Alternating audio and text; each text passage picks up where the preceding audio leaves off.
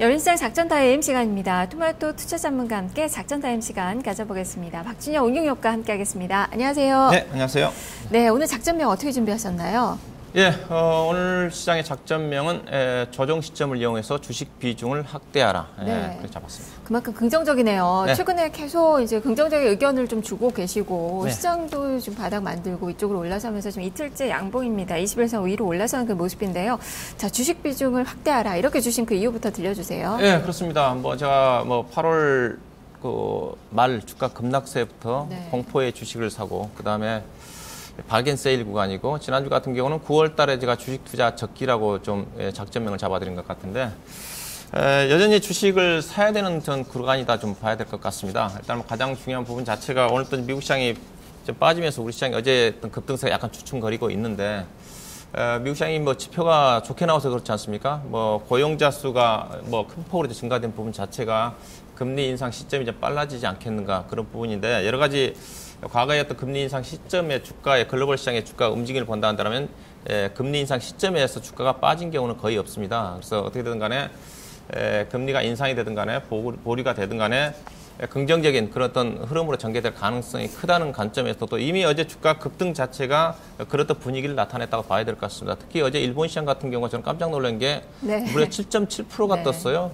신흥시장 같은 경우야 5%, 6% 뜨는 경우도 있었지만은 일본 시장 같은 경우 물론 단기간에 최근에 일본 시장도 많이 빠졌지만은 거의 7.7%가 급등했다는 자체는 그만큼 빠른 어떤 이런 불확실 해소 이후에 주가의 상승 기대감이 반영되고 있는 게 아닌가 좀 봐야 될 것 같고 일단은 국내 시장 자체가 지금은 주식 투자를 할 수밖에 없는 구간 자체가 일단은 주가 자체가 하락에 대해서 걱정하시는 분들 제가 꾸준히 말씀드리고 있는 부분 자체 지표 자체가 주가 순 자산 비율을 얘기를 하지 않습니까? 지금 여전히 1900포인트대에서는 주가 순 자산 비율로 0.9 정도밖에 안 되는 수준이고 러시아를 제외하고는 국내 시장이 가장 낮은 밸류에이션하는 부분들을 좀 보셔야 좀 될 것 같고 그다음에 올해 지금 저금리 상태가 좀 전개가 좀 되는데 여전히 배당 수익이 올해 많이 높아질 가능성이 큽니다.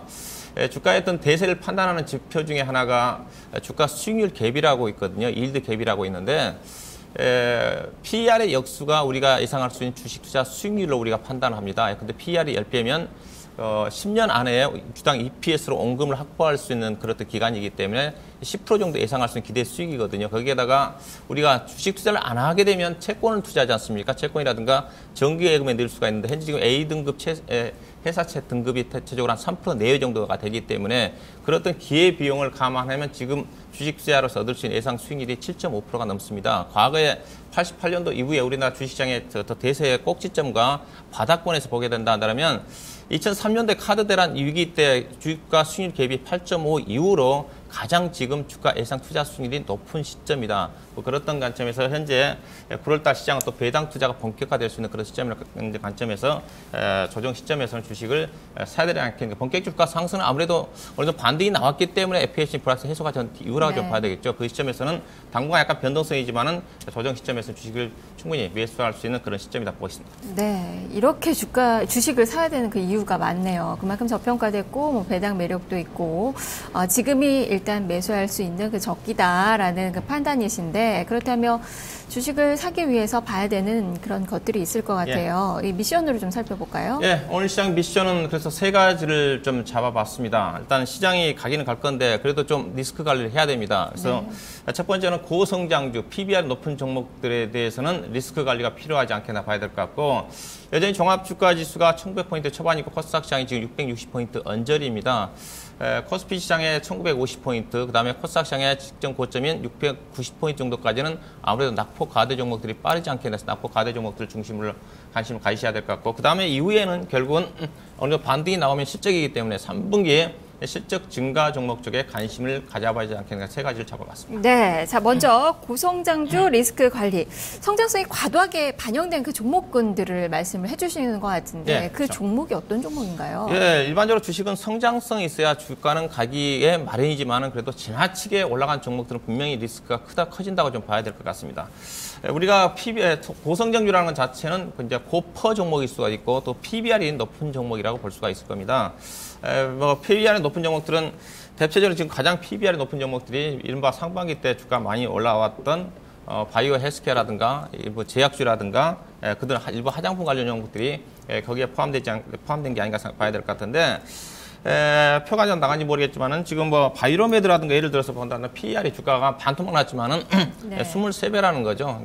PER이 23배가 아니라 PBR입니다. 주가 순자산 비율이 23배라는 것 자체는 즉 이 회사의 의미 자체는 이 회사의 자본 총계는 670억인데 현재 시가총액은 1조 7천억이기 때문에 23배만큼 프리미엄을 받고 있다는 거거든요. 물론 이들 종목들이 가면 빨리 갈 수가 있겠지만은 이들 종목들이 만약에 하락폭이 커지면 주가 하락폭이 상당히 손실이 커질 수가 있습니다. 또 이들 종목 중심으로 최근 기관 투자가들이 수급적으로 매도 물량이 나오고 있다는 측면에서 이들 종목들은 반등 시점에서 비중을 줄이고 현지 시장 자체는 서서히 경기 관련 가치주의 종목으로 시장에 관심이 쏠릴 수 있는 그런 부분이기 때문에 리스크 관리가 필요하지 않겠는가 그렇게 말씀드립니다. 표에 나와 있는 그 종목들 좀 체크를 해 보셔야 될 것 같아요.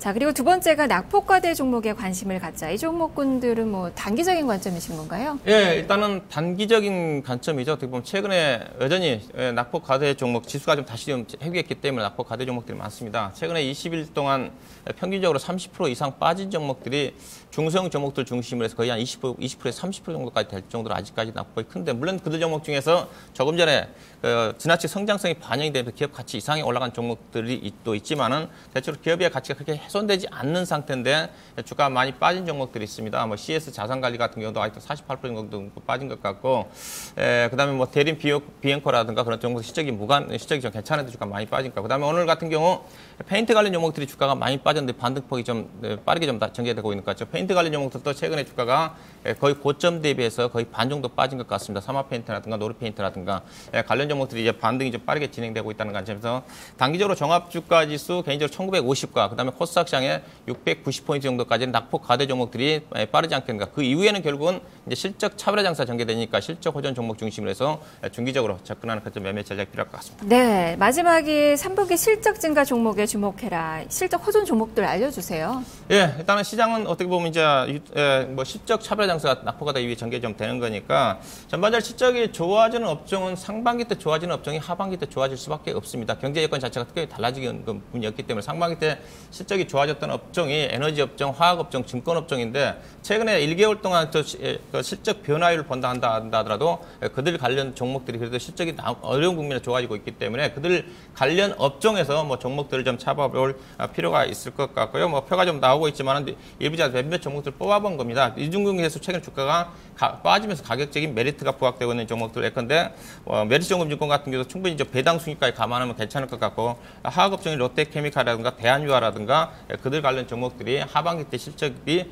좋아지고 있다는 관점에서 이들 관련 종목들이 낙폭과대 이후에 또 반등이 주도할 수 있다는 관점에서 참고볼 필요가 있을 것 같습니다. 네, 각 미션별로 이렇게 종목들이 많은데요. 자, 그렇다면 좀 압축을 해보죠. 레이더망에 걸리는 그 종목들 알려주세요. 네, 일단은 오늘은 낙폭과대 종목들이 아무래도 유리하다고 봐야 되겠죠. 아직까지 기술적인 반등이 전개가 돼야 되기 때문에 그래서 낙폭과대 종목 중에서 조금 전에 오늘 그래도 빠르게 탄력이 좀 증가되고 있는 종목들이 페인트 관련 종목인 것 같습니다. 페인트 관련 종목들은 유가 하락에 좀 수혜주인데 상반기 때 약간 실적이 하향 조정된 종목들이 있습니다. 그러다 보니까 주가가 고점 대비해서 반 가까이 빠졌는데 이들 종목들이 대부분 또 자산 가치가 뛰어난 종목들이고 또 배당 수익률도 평균 2% 3% 정도 전개가 된다는 관점에서 충분히 접근이 좀 가능하지 않겠나. 노르페인트라든가 사마페인트 보시면 될 것 같고 그다음에 하반기 실적이 증가된 종목 중에서 최근에 강세를 보였던 LG노텍 같은 경우는 조정을 좀 보이고 있는데 조정 시점에서는 뭐 접근이 좀 가능할 것 같고 그다음에 현재 시장 자체가 이제 소재 기업들 중심으로 관심을 가져볼 필요가 있습니다. 최근에 전일 유가는 빠졌지만은 전기동 가격이라든가 니켈 가격이라든가 상품 가격 상승을 했거든요. 그 관련해서 수혜를 받을 수 있는 소재 기업들 뭐 풍산도 될 수가 있을 것 같고 그다음에 유화업종 같은 경우 대한유화라든가 또 유가 자체가 안정권에 진입을 했기 때문에 대한유화라든가 조금 전에 롯데케미칼이라든가 효성이라든가 화학업종 중에서 실적이 하반기 때 좋아지고 있다는 것 좀 보셔야 될 것 같고 그다음에 IT 업종 중에서도 AM 원리 장비 업종들이 하반기 때 진짜 괜찮습니다. 비아트론이라든가 뭐 관련 종목들 중심으로 해서 가져볼 필요가 있을 것 같습니다. 네, 알겠습니다. 말씀 잘 들었습니다. 네, 고맙습니다. 네, 지금까지 박준영 운용력과 함께 작전타임 시간 가져봤습니다. 자, 마지막으로 안내 말씀 드릴게요. 12시 증시타파 시간에 포트폴리오 진단을 해드리는데요. 지금 전화 접수 받고 있습니다. 서울전화 02-2128-3388번, 2128-3388번 이용하셔서 지금 전화 주시면 12시에 진단 받아보실 수 있으니까요. 많은 참여 부탁드리겠습니다. 자, 남은 시간 성공 투자하시고요. 저는 내일 다시 찾아오겠습니다. 시청해주신 여러분 고맙습니다.